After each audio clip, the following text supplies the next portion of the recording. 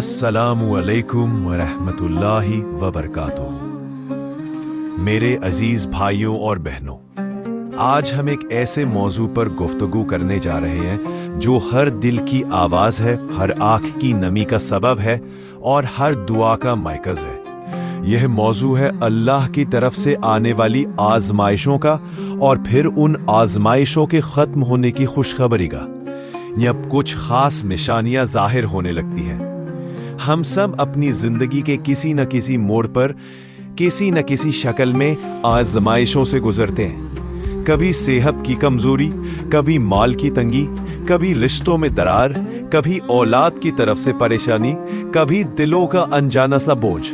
यह आजमाइशें हमें तोड़ने लगती हैं, हमें बेबस महसूस कराती हैं, रातें लंबी लगने लगती हैं और दिन बेचैनी में गुजरते हैं।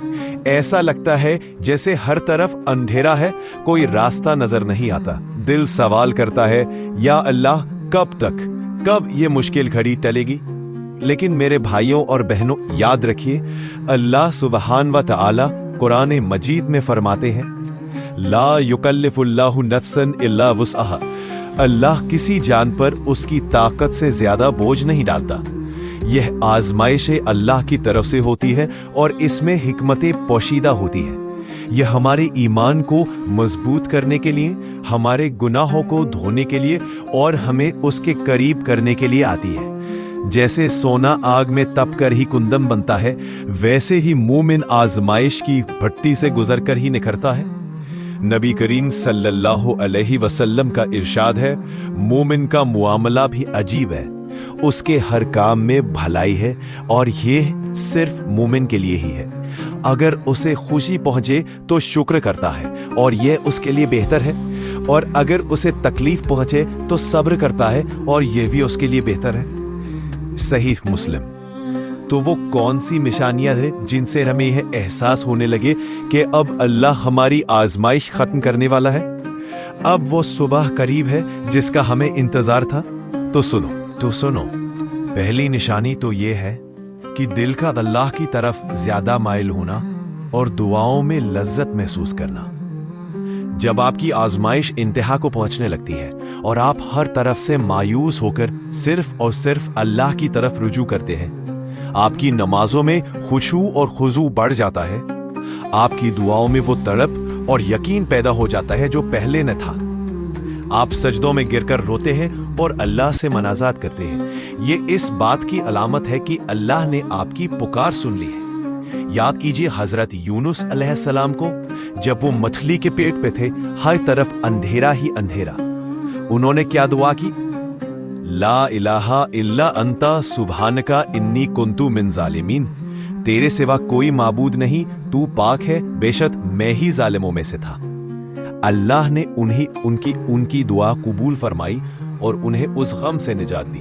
तो जब आपकी दुआओं में वो कैफियत पैदा हो जाए, समझ ले कि रहमत के दरवाजे खुलने वाले हैं। दूसरी निशानी, सब्र का दामन थामे रखना और अल्लाह की रजा पर राजी रहना। शिकवा शिकायत के बजाय जब आपके दिल में एक अजीब सी तस्कीन उतरने लगे, आप यह कहने लगे, या अल्लाह जो तेरी रजा वो मेरी रजा। जब आप सब्र का फल मीठा महसूस करने लगे, हजरत अय्यूब अलैहिस्सलाम की मिसाल हमारे सामने रहे। सख्त तरीन बीमारी और आजमाइश में मुब्तला रहे, सब कुछ छिन गया, लेकिन जबान पर हर्फ ए शिकायत नहीं आया।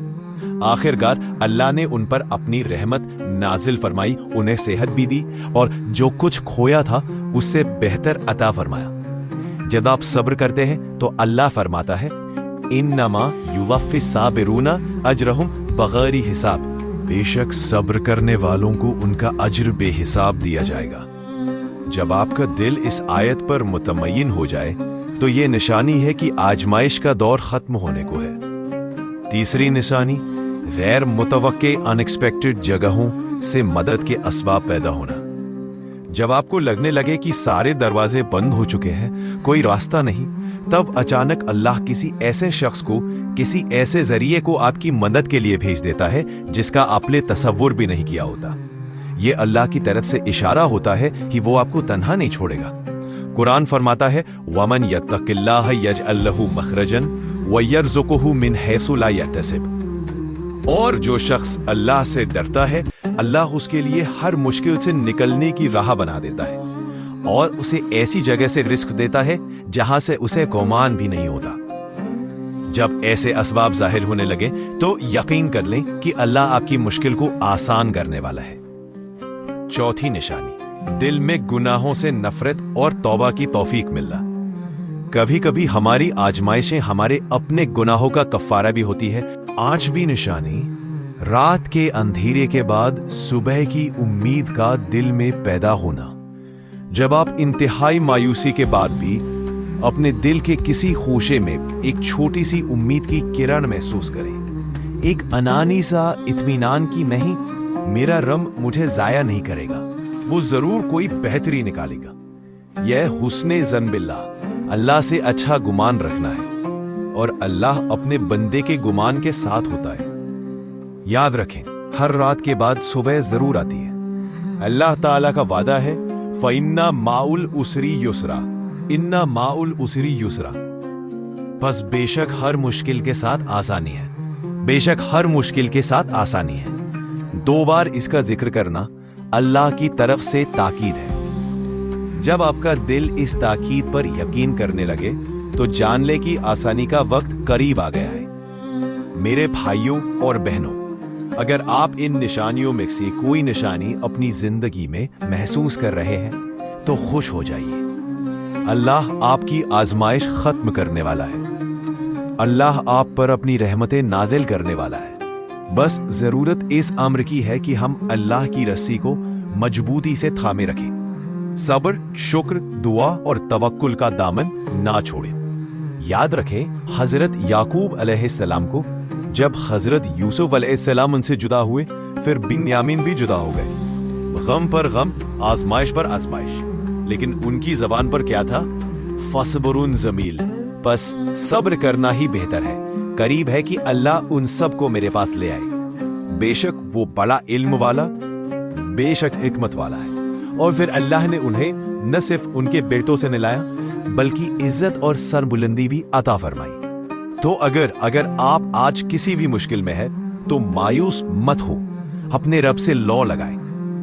یہ نشانیاں اللہ کی طرف سے تسکین اور بشارت ہے، وہ آپ کو دیکھ رہا ہے، سن رہا ہے، اور وہ آپ کی مدد کرنے پر قادر ہے۔